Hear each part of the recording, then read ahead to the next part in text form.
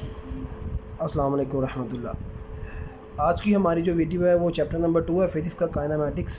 तो आज हम इसकी जो है ना वो जो थ्योरी है उसको गो थ्रू करेंगे। तो सबसे पहले हम देखते हैं कि मैकेनिक्स क्या है। मैकेनिक्स बेसिकली एक फ़िज़िक्स की ब्रांच है।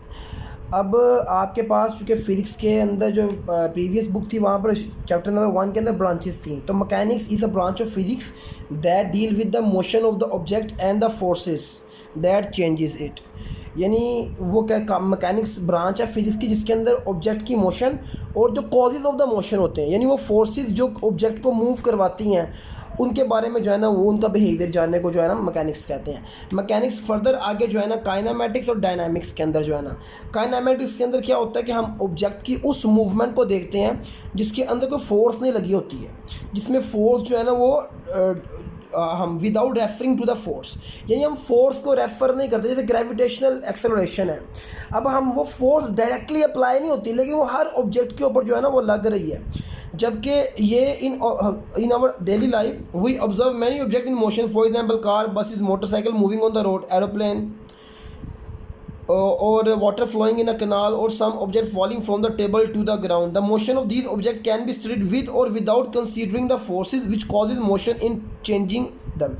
यानी मे भी हो सकता है कि जब ये चीज़ें मोशन कर रही होती हैं हम समटाइम इनके कॉजेज़ को देखते हैं, डिस्कस कर लेते हैं, but most of the time उनके कॉजेज़ को डिस्कस नहीं करते हैं। तो ये हमारे पास जो है ना वो काइनेमैटिक्स की कैटेगरी में फॉल करते हैं। स्केलर क्वांटिटी, वेक्टर क्वांटिटीज़ क्या है, ये जस्ट एक इंट्रोडक्शन के लिए, अदरवाइज इसका पेपर कंटेंट कुछ भी नहीं है। स्केलर याद रखिए, हर चीज़ को डिस्क्राइब करने के लिए कुछ ना कुछ जो है ना उसकी कुछ ना कुछ बेसिस होती हैं। जैसे फॉर एग्जांपल जब मैं ये कहता हूँ कि मैं इतने स्पीड से जा रहा हूँ, तो बेसिकली जब मैं ये बात करता हूँ कि मैं इतनी स्पीड से जा रहा हूँ तो मैं दो चीज़ें डिस्कस कर रहा होता हूँ। उसके अंदर मैं डिस्टेंस को डिस्कस कर रहा होता हूँ, टाइम को डिस्कस कर रहा होता हूँ। लेकिन जब मैं कहता हूँ कि मैंने जो है ना 5 किलो आटा लिया, तो मैं जस्ट एक चीज़ को डिस्कस कर रहा हूँ, एक मैग्नीट्यूड को डिस्कस कर रहा हूँ, 5 kg। केजी तो यूनिट आ गया, अब इसमें डायरेक्शन इन्वॉल्व नहीं है। तो सिंपल और स्ट्रेट फॉरवर्ड डेफिनेशन दोनों की ये है, स्केलर क्वांटिटीज़ वो क्वांटिटीज़ होती हैं जिनको डिस्क्राइब होने के लिए बस अपने मैग्नीट्यूड की ज़रूरत होती है। बस 5 किलो आटा, ठीक हो गया जी, ये हमारे पास, यानी ये मैथ जो है ना वो एक स्केलर क्वांटिटी है। लेंथ है 5 मीटर, 10 मीटर, टाइम है, यानी इसके अंदर हम डायरेक्शन इन्वॉल्व नहीं कर रहे, कोई और डायमेंशन नहीं है। जबकि वेक्टर क्वांटिटी वो क्वांटिटीज़ होती हैं जिनको अपने डिस्क्रिप्शन के लिए, इनको डिस्क्राइब करने के लिए कंप्लीटली दो चीज़ें रिक्वायर्ड होती हैं, magnitude as well as direction. Like velocity के भी मैंने आपको एग्जांपल दे दी।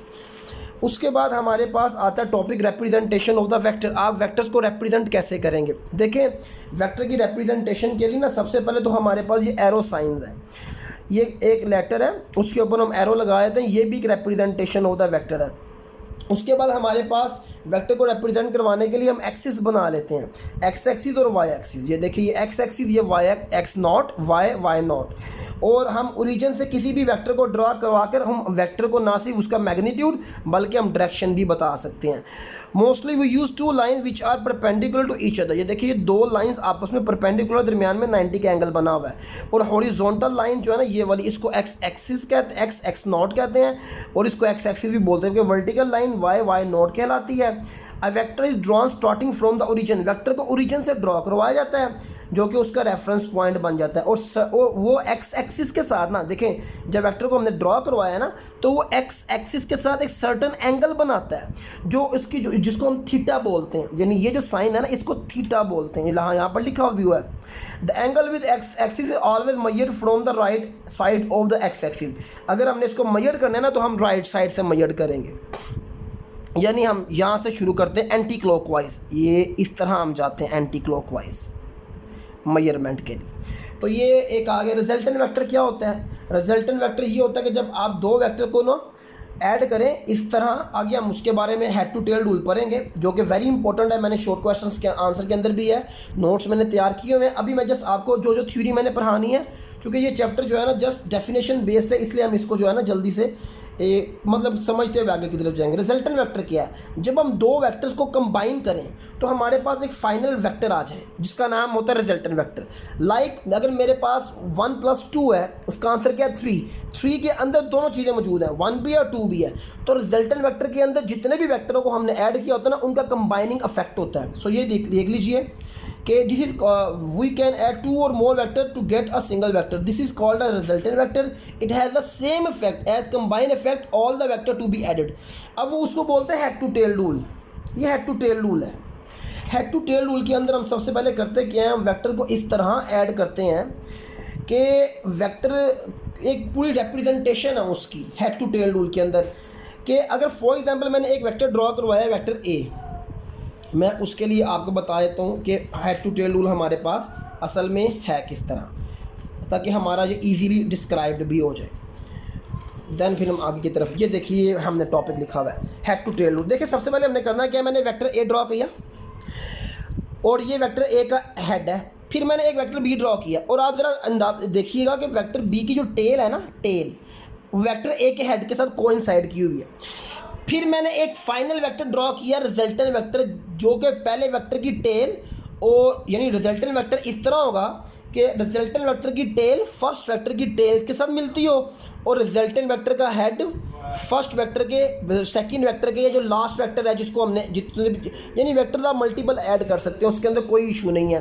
तो इसको इस मेथड को जो है ना हम रिजल्टेंट वेक्टर बोलते हैं। तो ये देखिए first head to tail rule भी बोलते हैं। First we draw vector A, ये देखिए, then we draw another vector B, ये वेक्टर बी ड्रॉ करवा दिया इन सच अ वे, इस तरीके के साथ that the tail of vector B की tail coincide with the head of vector A. अच्छा, in this way we can add another number of vector, यानी अगर मैं चाहूँ तो फिर एक और वेक्टर यहाँ पर ऐड कर देता, फिर एक और उसी तरीके से कि यानी नए की टेल पहले के प्रीवियस वाले के हेड से मिलती हो। इस तरह हम मल्टीपल वेक्टर को ऐड भी कर सकते हैं इसके इस तरीके के साथ। तो उसके बाद हम क्या करते हैं, then we draw resultant vector. ये रिजल्टेंट वेक्टर ड्रॉ करवाते हैं किस तरह से, रिजल्टेंट वेक्टर क्या करता है, in such a way that the tail of the R join with the head tail of the A, यानी vector 1 and the first vector, और वो ज्वाइन करती है जाके and vector R join with the head of the last vector B। जो head of the vector R है ना, वो ज्वाइन करता है लास्ट वेक्टर के साथ। This method is called head to tail rule. उम्मीद है आपको समझ लग गया होगा। Head to tail rule is another important हमारे पास क्वेश्चन मौजूद। उसके बाद आगे की तरफ हम बढ़ते हैं, हमारे पास आता है रेस्ट और मोशन क्या होता है। देखें रेस्ट और मोशन क्या चीज़ है। एक बॉडी अगर अपने सराउंडिंग एरिया, यानी एक बॉडी के सराउंडिंग एरिया चेंज नहीं हो रहा, यानी मैं अगर एक गली में खड़ा हूँ, एक रोड पे खड़ा हूँ और फॉर एग्जांपल एक मोटरसाइकिल, ये इनकी एग्जांपल दी हुई है, एक मोटर बाइकर है वो खड़ा हुआ और अपनी सराउंडिंग चेंज नहीं हो रही, वो रेस्ट पर है, यानी उसकी सराउंडिंग का मतलब होता है इर्द गिर्द का एरिया चेंज नहीं हो रहा। और एक बंदा जो है ना वो कॉन्टीन्यूसली अपनी डायरेक्शन को चेंज कर रहा है, यानी कभी वो एक जगह पर था, दूसरे ब्लॉक में, तीसरे ब्लॉक में, इसको मोशन कहते हैं। हमारे पास मोशन की टाइप है, ये लॉन्ग क्वेश्चन आ सकता है, जस्ट ये थ्योरी ही है, इसलिए हमने इसको मतलब आप रीडिंग करेंगे इजीली हमें समझ लग जाएगा। Translatory motion, rotatory motion, vibratory motion. Translatory motion की फर्दर 3 टाइप्स है। ट्रांसलेटरी मोशन होती क्या है, if the motion of the body in such a way that every particle of the body moves uniformly in the same direction। जैसे train है, train uniformly same direction के अंदर सीधी जा रही होती है, अपनी डायरेक्शन चेंज नहीं कर रही होती है। तो ये हमारे पास जो है ना वो ट्रांसलेटरी मोशन की एग्जांपल है। ट्रांसलेटरी मोशन की फर्दर आगे 3 टाइप्स हैं। लीनियर मोशन, अगर बॉडी स्ट्रेट लाइन में मोशन कर रही है तो ये लीनियर मोशन है। अगर बॉडी जा तो यूनिफॉर्मली एक डायरेक्शन में, लेकिन रैंडम मोशन है, जैसे बर्ड की मोशन है, जैसे बी की मोशन है। Circulatory motion, the motion of the body along a circle, एक सर्कुलर पाथ के इर्द गिर्द जो है ना बॉडी की मोशन, वो भी ट्रांसलेटरी मोशन की कैटेगरी के अंदर जो है ना वो आती है। रोटेटरी मोशन के अंदर क्या होता है, अगर एक बॉडी फिक्स पॉइंट, एक फिक्स पिवट के इर्द गिर्द, जैसे पंखा है, if the each point of the body move around a fix point, यानी एक फिक्स ये पॉइंट है, ये एक्सल है, तो जैसे हमारे पास जो है ना वो मोटर फैन हो गया, उसके बाद जो हमारा एक्सल ऑफ द व्हील है, यानी व्हील भी जो होता है ना वो मूव कर रहा होता है सेम एक्सल के इर्द गिर्द। तो ये हमारे पास रोटेटरी मोशन की एग्जांपल आ गई। उसके बाद वाइब्रेटरी मोशन है, टू एंड फ्रो मोशन, आगे और पीछे की तरफ, स्विंग मोशन, जैसे पेंडुलम की मोशन होती है। पेंडुलम क्या करता है, एक फिक्स पॉइंट के इर्द गिर्द जो है ना वो मूव कर रहा होता है। तो ये हमारे पास ये टाइप ऑफ मोशन है। अच्छा जी, ये बड़े इजी चीज़ें हैं, समझ लीजिए। डिस्टेंस क्या होता है, डिस्प्लेसमेंट क्या होता है, सिंपल देखें। अगर आप ये अब एक बॉडी है, कार है, कार ने ना अगर ए से बी पोजीशन तक जाना, दो तरीके हैं, या तो स्ट्रेट लाइन स्ट्रेट पाथ में चली जाए यानी शॉर्टेस्ट डिस्टेंस हो जाए। The shortest distance between two points is called displacement, displace कर दिया। बट अगर वो जो है ना एक पूरा पाथ यानी कि एक गली से गया, जब देखो ना जब हम गाड़ी चलाते हैं, जब हम डिस्टेंस ट्रैवल, हम डिस्टेंस कहते हैं कि मैंने डिस्टेंस ट्रैवल कर आया, काफ़ी लंबा डिस्टेंस था। क्यों हम कहते हैं डिस्टेंस, क्योंकि उसके अंदर हम अपनी डायरेक्शन चेंज कर रहे होते हैं, कॉन्टिन्यूसली डायरेक्शन को चेंज कर रहे होते हैं। जब डायरेक्शन चेंज नहीं होती उसको हम क्या बोलते हैं, displacement. The displacement is a vector quantity whose magnitude is the shortest distance between the initial and the final position of the body and direction is the from the initial position to the final. Displacement ये चीज़ है। Displacement में क्या होता है कि body यहाँ से सीधा गई, सीधा, और दूसरे पॉइंट पे पहुंच गई। डिस्टेंस में क्या है, पहले यहाँ पर गई, फिर यहाँ पर गई, फिर यहाँ पर गई, फिर उस पॉइंट के ऊपर पहुंची। तो डिस्टेंस क्या होता है कि length of the actual path of the motion, ये डिस्टेंस है। डिस्टेंस के अंदर डायरेक्शन चेंज होती है, मैग्नीट्यूड भी चेंज होता है। डिस्प्लेसमेंट के अंदर एक सिंपल मैग्नीट्यूड है और डायरेक्शन जो है ना वो इनिशियल से फाइनल की तरफ। देखो ये अगर इनिशियल पॉइंट है, फाइनल डायरेक्शन चेंज नहीं हो रही। तो ये हमारे पास डिस्टेंस और डिस्प्लेसमेंट की डेफिनेशन आ गई। स्पीड और वेलोसिटी क्या है, अगर आपको डिस्टेंस समझ लग गया, स्पीड समझ लग जाएगी, डिस्प्लेसमेंट समझ लग गया, वेलोसिटी समझ लग जाएगी, क्योंकि डेफिनेशन यूज़ होने वाली है। स्पीड की डेफिनेशन क्या है, स्पीड का फार्मूला होता है डिस्टेंस ओवर टाइम। तो डिस्टेंस में क्या होता है, if a body cover a distance in a time it will be speed. अगर बॉडी एक डिस्टेंस कवर करती है, जैसे हम कार में या बाइक में डिस्टेंस कवर करते हैं, ठीक है, समटाइम हम डिस्प्लेसमेंट भी करते हैं। फॉर एग्जांपल हम एक गली से निकले, अपनी गली के शुरू यानी अपने घर से निकले और सीधा हमने गली को, यानी जो गली के एंड तक जो हमने किया ना वो डिस्प्लेसमेंट भी है। डिस्टेंस तो है ही है, यानी टर्न लेने से पहले, डायरेक्शन चेंज करने से पहले जो हमारा मोशन था वो डिस्प्लेसमेंट ही था। तो ये डिस्टेंस का फार्मूला आ गया। अच्छा जी, याद रखिएगा कि इसकी जो यूनिट स्पीड है ना, यानी यूनिट है वो मीटर पर सेकंड है, मीटर पर सेकंड। इसको हम न्यूमेरिकल में भी यूज़ करेंगे इंशाल्लाह, वहाँ समझ लग जाएगी। इंस्टेंटेनियस स्पीड क्या होती है, समटाइम देखिए हम गाड़ी में जा रहे हैं, मैंने कहा कि यार मैं जब फॉर एग्जांपल एक ब्लॉक से गुजरा ना तब मेरी स्पीड क्या थी। इंस्टेंट बोलते हैं लम्हे को। मैं ये देखना चाहता हूँ कि मेरे डिस्टेंस के दौरान जो मैंने डिस्टेंस ट्रैवल किया, एक ख़ास लम्हे में, यानी इस जगह पर मेरी स्पीड क्या थी, तो उस स्पीड को इंस्टेंटेनियस स्पीड बोलते हैं। The speed of the vehicle is shown by speedometer at any instant. यानी जब हम गाड़ी में जा रहे होते हैं तो आप देख रहे हैं ना, आपको वो स्पीड जो नज़र आ रही होती है वो आपकी इंस्टेंटेनियस स्पीड होती है, हर लम्हे चेंज हो रही होती है। एवरेज स्पीड का फार्मूला भी वही, टोटल डिस्टेंस टोटल टाइम, एक ही बात है। वेलोसिटी में क्या होता है, डिस्प्लेसमेंट होती है।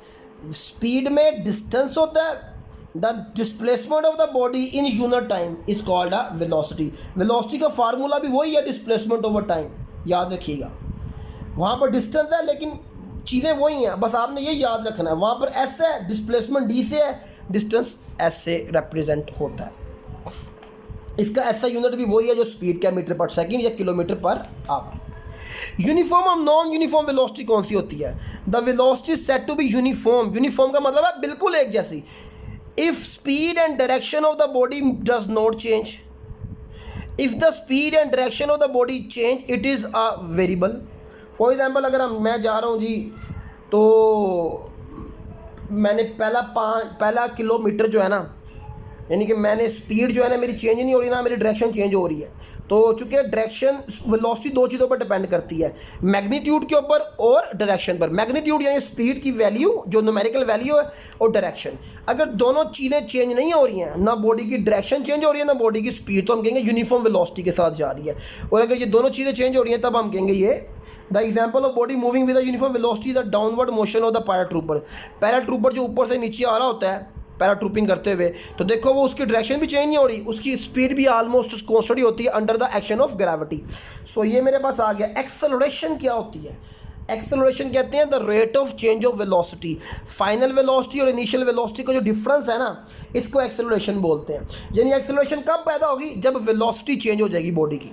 बॉडी की इनिशियल वेलोसिटी 5 थी, जी जब बॉडी रुकी तो उसकी वेलोसिटी 10 हो गई, तो हम कहेंगे यार ये एक्सेलरेशन प्रोड्यूस हुई है इसके अंदर। तो डेफिनेशन ये है एक्सेलरेशन की, फार्मूला एक्सेलरेशन का ये है V F minus we I, change in velocity. याद रखिएगा चेंज हमेशा कैसे निकालते हैं, चेंज हमेशा हमारा फाइनल में से इनिशियल माइनस करके निकालते हैं। तो ऐसा यूनिट इसका जो है ना मीटर पर सेकंड स्क्वायर है, वेलोसिटी का मीटर पर सेकंड है, इसका स्क्वायर है। तो ये हमारे पास जो है ना ये नॉन यूनिफॉर्म एक्सेलरेशन वही है, अगर वेलोसिटी कांस्टेंट है acceleration set to be uniform. उसके बाद हमारे पास ये ना graphical analysis of the motion आ गया। हम मोशन को ना ग्राफिकली भी रिप्रेजेंट करवा सकते हैं। देखिए मेरे पास ना ये डिस्टेंस टाइम है, ये डिस्टेंस है, यानी जब मेरा टाइम 1 सेकंड हुआ था ना 1 मिनट, तो मैंने 1.2 किलोमीटर ट्रैवल कर चुका हुआ था। जब मेरा टाइम 2 हुआ तो 2.4, यानी ये मेरे पास ये शो हुआ है। इसको मैं ग्राफ पर रिप्रेजेंट करवा सकता हूँ। उसके लिए तरीका हमारे पास सिंपल है, हम एक यानी ग्राफ बना लेते हैं। मैं आपको शो भी करके दिखा देता हूँ, चूँकि मैंने क्वेश्चन सारे किए हुए हैं ना, इसलिए मैंने आपको ना वहाँ पर देखिए। अब मेरे पास देखिए मैं कहता हूँ कि जी कौन सा ग्राफ है, डिस्टेंस टाइम ग्राफ है। मैंने एक यहाँ पर एक लाइन लगाई और मैंने यहाँ पर एक लाइन लगाई, और ये मेरे पास फॉर एग्जांपल टेबल दिया हुआ था, नहीं भी दिया होगा तो हम खुद भी लाइंस बना सकते हैं। और मैंने यहाँ पर जो है ना एक्स एक्सिस के ऊपर मैंने कहा जी ये मेरा जो एक्स एक्सिस है यहाँ पर मैं टाइम लिख लेता हूँ, जो मेरा वाई एक्सिस है यहाँ पर मैं डिस्टेंस जो है ना मैं कर लेता हूँ, और मैं वैल्यूज़ बना देता हूँ। ये देखिए ये 0 है, और ये 1 हो गया, ये 2 हो गया, ये 3 हो गया, ये 4 हो गया, ये 5 हो गया, ये 6 हो गया। फॉर एग्जांपल यहाँ पर डिस्टेंस है, पहले कितना था, पहले था जी 1.2, फिर उसके बाद आ गया 2.4, बुक के मुताबिक लिख रहा हूँ, फिर उसके बाद आ गया 3.6, फिर उसके बाद आ गया 4.8, फिर उसके बाद आ गया 6.0। तो यानी 1 पर जो है ना वो इतना था, 2 पर कितना डिस्टेंस था जी 2 सेकंड पर इतना किया हुआ था। यानी ये मैं लाइंस बनाता जाऊँगा तो मेरे पास जो है ना वो एक पाथ आ जाएगा, जो कि ये लीनियर पाथ भी हो सकता है। यानी लीनियर पाथ का मतलब ये है, अगर मैं देखें ना ये मेरे पास कांस्टेंट वेलोसिटी के साथ ऑलमोस्ट कांस्टेंट वेलोसिटी ही है, तो ये मेरे पास कांस्टेंट वेलोसिटी का आ गया। इसी तरह मेरे पास वेरिएबल वेलोसिटी का भी आ सकता है, यानी कि फॉर एग्जांपल यहाँ पर टाइम 1 मिनट में डिस्टेंस कुछ कम हुआ है, या वहाँ पर इक्वल इंटरवल के साथ था यहाँ पर चेंज हो रहा है, तो इस तरह भी हम रिप्रेजेंट करवा सकते हैं। तो ये मेरे पास आ गया। ग्रेडियंट्स में क्या होता है, ग्रेडियंट के अंदर कुछ भी नहीं होता, सिर्फ आपने स्लोप फाइंड करनी होती है। Gradient is a measure of the slope. Slope कहते हैं वो जो एक हमारे पास एक स्लोप बन रही होती है, एक ऐसी लाइन जो स्लांट लाइन है, यानी वो लाइन है जो एक स्पेसिफिक एंगल बनाती हुई जा रही है। यानी अगर फॉर एग्जांपल मैं ये कहूँ कि एक डिस्टेंस टाइम ग्राफ है, select any 2 value of time t1 और t2 हमने फाइंड, यानी मेरे पास t1 पर डिस्टेंस बॉडी ने इतना किया हुआ था, t2 पे बॉडी ने डिस्टेंस जो है ना वो ये t2 है, तो बॉडी ने डिस्टेंस इतना किया हुआ था। हमने जो है ना क्या किया, इस जो मेरे पास 2 पॉइंट्स आए ना, जब t1 पर ये p पॉइंट बना दिया, t2 पर मैंने ये बना दिया, इन दोनों पॉइंट्स को जो है ना हमने सीधा सीधा मिला दिया और यहाँ से दरमियान में लाइन लगा दी। जो मेरे पास लाइन आई है ना, ये मेरे पास क्या है, ये स्लोप ऑफ द ग्रेडियंट है। ग्रेडियंट कहते हैं बिल्कुल जो है ना वो ढलवान को, करना कुछ भी नहीं है। ड्रॉ 2 वर्टिकल डॉटेड लाइंस, एक ये वाली लाइन लगा दी, एक ये वाली लाइन लगा दी, दरमियान में से मैंने ओरिजिन तक गुजार दिया। तो टोटल टाइम जो है ना मेरे पास हमेशा कैसे आएगा, सेकंड में से इनिशियल माइनस करके। तो फार्मूला मेरे पास स्लोप का जो है ना वो बन जाएगा पी क्यू और पी आर। देखो पी क्यू मेरे पास क्या है, पी क्यू मेरे पास यहाँ से लेके यहाँ तक है, और पी आर मेरे पास यहाँ पर आ गया ना, पी क्यू ये और पी आर ये। तो यहाँ पर हमारे पास पी क्यू क्या था, T2 minus T1 P Q, और पी आर क्या था, S2 माइनस S1। तो ये मेरे पास जो है ना एक एवरेज स्पीड निकल आएगी।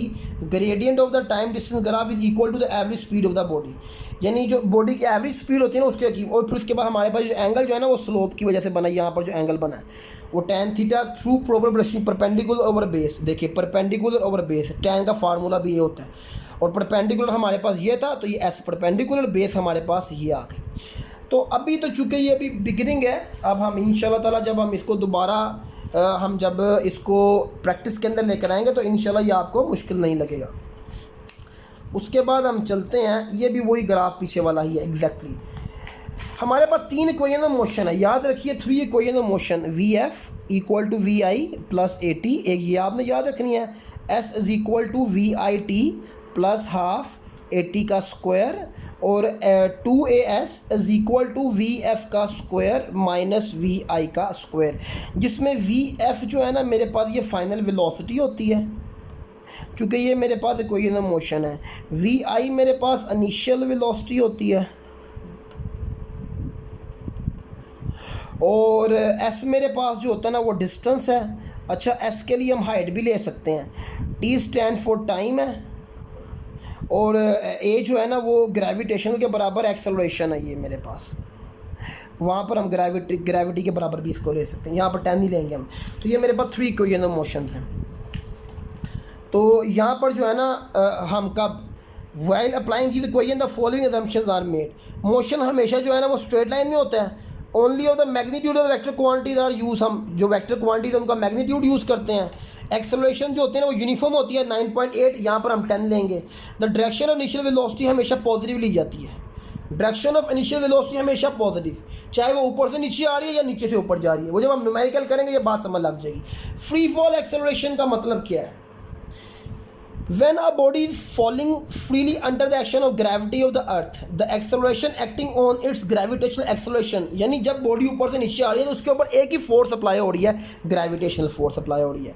और जब बॉडी ऊपर से नीचे आ रही है तो हम ग्रेविटी को पॉजिटिव लेंगे। जब बॉडी नीचे से ऊपर जा रही है, जैसे फॉर एग्जाम्पल मैंने गेंद पकड़ा और नीचे से उसको मैंने ऊपर की तरफ फेंक दिया, ग्रेविटी अगर डाउनवर्ड है ना, डाउन ऊपर से नीचे आ रही है, तो ग्रेविटी हमेशा जो है ना वो पॉजिटिव 9.8 होगी। अगर बॉडी नीचे से ऊपर जा रही है तो ग्रेविटी जो है ना वो माइनस का 9.8 हो जाएगा। एक्सेलरेशन भी हम यही लिख सकते हैं। तो since the free falling body moving vertically downward in a straight line with uniform acceleration, so the 3 equation of motion can be applied to the motion हो। यानी अब मेरे पास ये इक्वेशन ऑफ मोशन थी ना, अब मैंने क्या किया, तीनों की जगह ना क्या कर देना, v f is equal to we I plus a की जगह जी लगा देना, s is equal to we I T plus half g t का स्क्वायर। इसी तरह तीसरा हो जाएगा 2 a s is equal to 2 g s v F का स्क्वायर माइनस वी आई का स्क्वायर। तो ये हमारे पास जो है ना ये मोशन। अब देखें, if a body is release from a some height to fall freely, initial velocity taken as a zero ली जाएगी। जब बॉडी को हमेशा आप देखें ना, मैंने गेंद पकड़ा, मैं बॉल पकड़ा, मैं छत पे खड़ा हूँ और मैंने बॉल को पकड़ के जब वो मेरे हाथ में था तब तो इनिशियल वेलोसिटी जीरो थी ना हमेशा उसकी। The gravitational acceleration will be taken as a positive, वही ऊपर वाली बात आ रही है। जब मैं उसको ऊपर से नीचे फेंकूंगा ना बॉल को छत से, तो मैं ग्रेविटेशनल एक्सेलरेशन पॉजिटिव रखूंगा। क्यों? क्योंकि the direction of the body जो है ना वो टुवर्ड द ग्रेविटी है। ग्रेविटी चूँकि डाउनवर्ड अर्थ होती है, और अगर मैं गेंद को नीचे से ऊपर की तरफ फेंकूंगा वर्टिकली अपवर्ड, तो ग्रेविटी हमेशा माइनस ली जाएगी और फाइनल वेलोसिटी जो है ना वो हमेशा जीरो हो जाएगी। कैसे देखें, मैंने गेंद पकड़ा, मैंने उसको ऊपर उछाल दिया, कोई ना कोई पॉइंट तो ऐसा आएगा ना, कोई ना कोई पॉइंट तो ऐसा आएगा जहाँ पर गेंद रुकेगा जाकर। यानी देखे ना, मैंने अगर गेंद को नीचे से फेंका ऊपर की तरफ, गेंद ये ऊपर की तरफ जा रहा है, बॉल ऊपर की तरफ जा रहा है, कोई ना कोई पॉइंट तो आएगा ना जहाँ पर उसकी वेलोसिटी ख़त्म होगी, तो वहाँ पर हम फाइनल वेलोसिटी को जो है ना वो ज़ीरो कंसीडर करते हैं। तो ये मेरे पास टॉपिक भी डन हो गया। तो उसके बाद अब हमारे पास रह जाता है थ्योरी के, इसके एक्सरसाइज के क्वेश्चन, MCQs वगैरह और न्यूमेरिकल। नेक्स्ट वीडियो के अंदर इंशाल्लाह मैं तीनों चीज़ों को समराइज़ कर दूंगा और हमारा जो है ना चैप्टर नंबर 2 का भी एक कंक्लूजन हो जाएगा। और जो चीज़ें मुझे लगेंगी कि मुझे लोन के लिए अलग करवानी पड़ेंगी तो वो मैं लाजमी करवाऊंगा। जैसे फॉर एग्जांपल आपकी प्रीवियस बुक में कोई मोशन थी, यहाँ से उन्होंने निकाल दी हैं। अब नेक्स्ट चैप्टर के अंदर, ये नेक्स्ट टॉपिक में जो हमारा चैप्टर है न्यूटन का, उसमें फर्स्ट लॉ ऑफ मोशन है, उसके अंदर हमारे पास सेकेंड लॉ ऑफ मोशन की डेरिवेशन है। ये इंशाल्लाह ताला मैं आपको अलग से करवाऊँगा। हमेशा की तरह वही बात, चैनल को सब्सक्राइब करें, लाजमी शेयर करें, और जो जिन्होंने ऑनलाइन क्लासेस लेनी है उनके लिए फैसिलिटीज़ अवेलेबल है। इंशाल्लाह नेक्स्ट वीडियोस के अंदर जो है ना हम अपना आगे का टॉपिक भी करेंगे। फिज़िक्स की भी चैनल पे ऐड हो चुकी है। इंशाल्लाह ताला जल्द ही केमिस्ट्री और उर्दू का हमारा आगे जो है ना कंटेंट तैयार होगा और वो अपलोड हो जाएगा। तो ग्रेजुअली हम एक क्लास से दूसरी क्लास, अभी हमारा इरादा बन रहा है हम फर्स्ट ईयर से सिलेबस स्टार्ट करें। तो जो आपके जानने वाले बहन भाइयों में, कज़न मेरे जो रिलेशंस में जो भी जानने वाले, आप इस चैनल को लाजमी रिकमेंड करें और शेयर करें, ताकि जो है ना कंटेंट सबको जो है ना वो ईज़िली अवेलेबल हो सके तमाम सब्जेक्ट्स का। तो नेक्स्ट वीडियो के लिए जी अल्लाह हाफिज़।